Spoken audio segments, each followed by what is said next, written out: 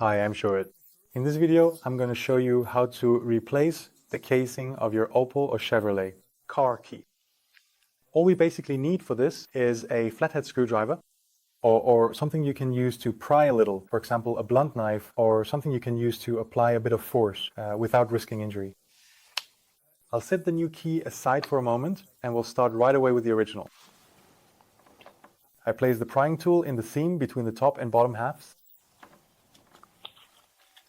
And this way, we can fairly easily get to the battery holder of the key. That battery can drive. And this is where it gets a bit trickier. Many of these keys are glued together quite firmly. You often have to search for an entry point to eventually be able to reach the circuit board. And the original might get a little bit damaged in the process. As long as the circuit board is okay, that's not a problem at all. But it can definitely take some time. So I often try to find a spot next to the key blade where I can get the prying tool under the casing, and I gradually try to create a bit of space.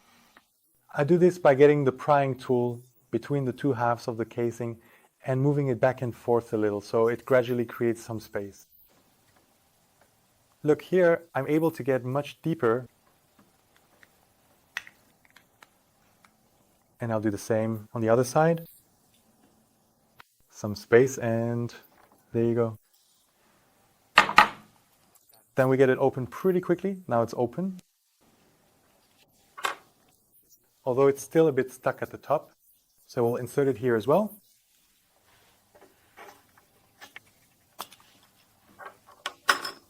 And this is what we see now. So we have three halves of the casing, or three sides of the casing. And we have a circuit board. Now, we'll set this whole thing aside for a moment. And we'll go through the same process with the new key. So here too, I'm placing the prying tool between the two halves of the casing again. I'm getting the tailgate here now. And since this has, of course, not been granted, it will be a lot easier for us to click open.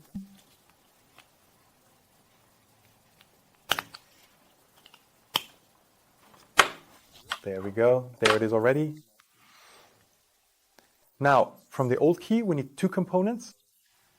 Those are the circuit board and the battery holder. Sometimes this is already included, which is great. That's not the case with this one. So what I'm going to do now is remove the metal battery holder from the original casing. Now, I can set that aside as well. And I place it into the new key in such a way that both legs will be able to make contact with the battery. There are two notches in the casing for this purpose. Make sure it sits just behind those. And in principle, that also secures it firmly in place. The next step is to insert the circuit board. Place it in the casing where the buttons are located.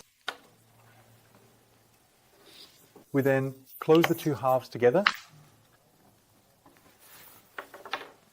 And the battery I just removed from the key, I put back in as well. You do this as follows. You place the battery just underneath the plastic. And when it is pointing down on this side, I can press it in here as well. Make sure that the text on the battery always faces upwards. Well, now it's nicely in place. And it will be pressed down even more once the back cover pushes it down further in a moment. Test it right away at the car. Well, as you've already seen, the only thing still missing is a cut key blade.